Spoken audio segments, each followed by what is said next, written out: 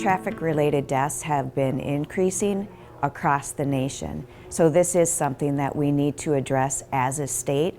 Minnesota public safety officials are raising concerns about speeding on state highways, contributing to the largest number of traffic fatalities in nearly 15 years. The issue is such a concern that a special meeting took place Wednesday in Brooklyn Center. CCX reporter Jason Malello has more. 2021 was the deadliest on Minnesota roads in more than a decade, with an estimated 488 traffic fatalities.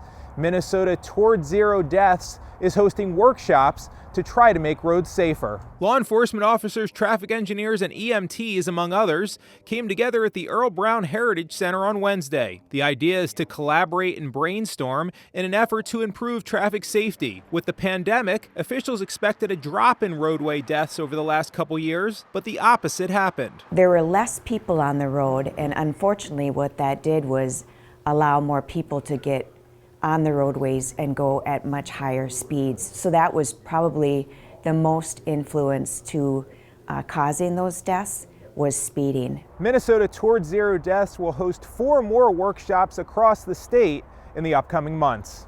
In Brooklyn Center, Jason Malillo, CCX News. There's an unusual court development in the state's case against alleged Highway 169 gunman Jamal Smith. The judge presiding over the case has issued a temporary gag order, preventing Smith or anyone associated with the case from releasing information to the public. According to details provided in a motion hearing this week, prosecutors say Smith spoke to an unidentified media outlet to discuss specifics on the case, including his opinions on the truthfulness of certain witnesses. The state argues the release of that information could taint the jury pool. Smith is charged with first-degree murder in the fatal shooting of youth baseball coach Jay Bouton on Highway 169 in Plymouth last July. A longtime member of the Brooklyn Park Fire Department is hanging up his fire helmet. As Delane Cleveland reports, Deputy Fire Chief Todd Seitz has left a lasting mark on both Brooklyn Park and the local firefighting community. We probably get 1 or 2 a year where somebody's run into a building. Tragic incidents are bound to happen in every city. Female and 2 children were inside the home. And for parts of 5 decades, All I know is Minneapolis had a very similar fire on Saturday. Todd Seitz has been on hand to answer the call in Brooklyn Park. We're there to help the people. Seitz joined the department in 1986 as a 19-year-old looking to fulfill a dream in his hometown. My interview lasted all about 4 minutes, said training starts on Saturday. Show up. And I did. And the rest is kind of history. He showed up and stayed for the next 36 years. I've worked my way up through the ranks. I've held every position in this department except fire inspector. Over those years, he accomplished heroic feats. I've had childbirths. I got to deliver a baby in the field. I've been involved with rescues. And in other cases, he encountered traumatic situations. There was an incident that involved a bride and groom, an accident on the freeway that the bride died. And that was a hard incident. However, it's a career that's had more good days than bad. Yeah. Yet there comes a time for every firefighter when they have to hang up their equipment for good and spend more time with family. They sacrificed a lot, all the missed meals and the missed family events for me to do my job. It's my turn to give back to them. But before taking that next step, there really isn't a chief in Minnesota that doesn't know Todd Seitz. Brooklyn Park Fire Chief T. John Cunningham wanted people to know just what kind of impact Seitz has made on the profession. You know, he's an icon and it truly has been instrumental in not only for Brooklyn Park, but in the technical college system where he was training, firefighters to the arts of the trade and how to become a better firefighter. After a distinguished career, Seitz has earned a well-deserved break. I left a legacy that people can be proud of. In Brooklyn Park, Delane Cleveland, CCX News. Seitz added that he's proud of the increased emphasis on mental health for firefighters, which didn't exist at the beginning of his career. This week's Standout Student not only excels in academics and extracurricular activities, she also excels in another very important aspect. Reporter Sonia Goins introduces us to Providence Academy senior Sidney Borland. Another property of gases is that gases have pressure. Sidney Borland loves learning and has a passion for science, especially advanced biology. Because it has to do with anatomy, and that is something I love, is figuring out the complexities of the human body and how all the systems work together. SI unit of force is the National Honor Society member plans to use those skills in the medical field. Newton. Last year, she enrolled in community college, passed her exams, and has since become a certified nursing assistant. A lot of the times my family and friends were like, why don't you want to be a doctor? And as the more I looked into it, I realized the doctors go in and they diagnose the patients, but the nurses are really the hands that get to help them. The senior is also making a name for herself on the theater stage.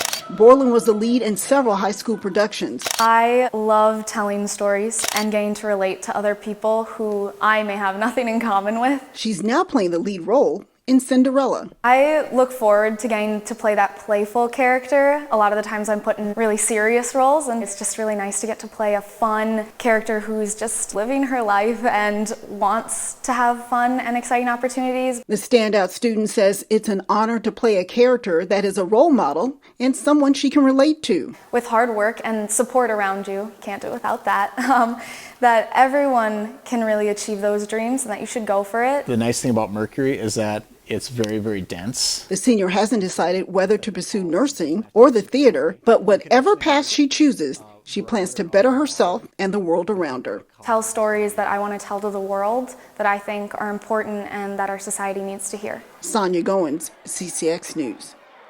Borland has been accepted to New York University's prestigious Tisch School of the Arts. She has also been accepted to several highly selective nursing programs. She hopes to make a decision soon.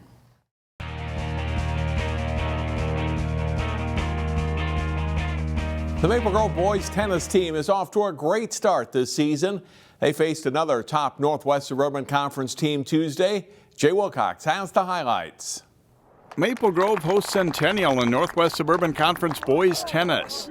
First singles, and Maple Grove's Andrew Dumbald serves and then delivers a slice backhand down the line. He breezes past Sean Oslin 6-0, 6-1. Second singles, and Maple Grove's Carter Sheard is in the far court against Zach Chafee. Sheard with a forehand, then a volley and a nice touch volley. Sheard wins 6-0, 6-2. Number 3 singles, and Watson Sheard with a forehand to the corner against Justin Bailey, followed by a drop shot and finally a lob over Bailey's head. Sheard prevails 6-1, 6-1. Number 1 doubles, Eli Notkin and Oliver Walseth in the far court for Maple Grove against JJ and Joaquin Bliss. Walseth wins the point as the Crimson win 7-0 to improve to 8-1. Jay Wilcox, CCX Sports. The Hopkins baseball team is coming off a state tournament appearance in 2021. The Royals had a rough go of it against a team that's moved up to Class 4A this season. Hopkins baseball on the road Tuesday for a non-conference tilt with Waconia. The Royals load the bases in the top of the first, and Gabe Olson hits a slicing liner to right center field, but Tanner Mickey makes a nice sliding catch, ending the inning, and it remains scoreless. Hopkins does get on the board in the top of the third. Drew Charney hits a chopper to third base. The Wildcats take the out at first. Paul Safransky scores on the play, and it's 1-0 Royals. Bottom 3, Waconia's Tate Wishnock delivers a sharp single to left field. Mickey scores, and it's a 1-1 game.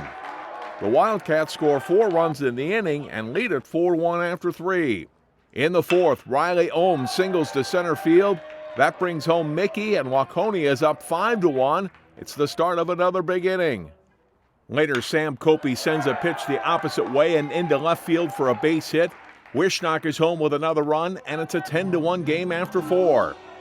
The Wildcats end the game on the 10-run rule in the fifth when Ohm drives a ball to the gap in right center field, bringing home Owen Amrine as Waconia beats Hopkins 11-1 in 5. The weather has made it hard to get games in this spring. 2 local softball teams braved the cold Monday on a day when many games were postponed. Jay Wilcox has the highlights. Ariana Crosby and the Armstrong Falcons paying a visit to Park Center to face Kurt Cardinal's Pirates on a frigid day for softball. Armstrong strikes early as Peyton Erickson's drive is just over the left fielder. Nora Konzemius scores for a quick 1-0 lead just 2 batters into the top of the first as Erickson reaches third on the play. Next batter, Lexi Madsen lines a hit that drops into right center field. Erickson scores and Madsen also winds up on third. Park Center escapes any further damage though, so it's 2-0 Armstrong after a half inning. The Pirates threaten in the bottom of the first, but Falcons pitcher Ava Poplinski starts a home-to-first double play on Lola Lawless as Armstrong gets out of a jam to keep their 2-0 lead after 1. In the second, Paige Lloydolt smacks a hard-hit ball to third. Maddie Fondo scores on the play as Lloydolt reaches first on the infield hit for a 3-0 Armstrong lead. They lead 5-0 after 2. In the top of the fourth, Elena White bloops one just past the second baseman to score Erickson with the second run of the inning as Armstrong's lead grows to 7-0. Park Center gets on the board as McKenna Dugas, who doubled off the fence, just beats the tag to score on a wild pitch. They get one more to pull within 7-2 after 4. In the fifth, Dugas with a liner, but Elizabeth Bray robs her with a diving catch. Armstrong pulls away to beat Park Center 17-2 in 6 innings. Jay Wilcox, CCX Sports. Find more prep sports games and highlights at ccxmedia.org and follow us on social media.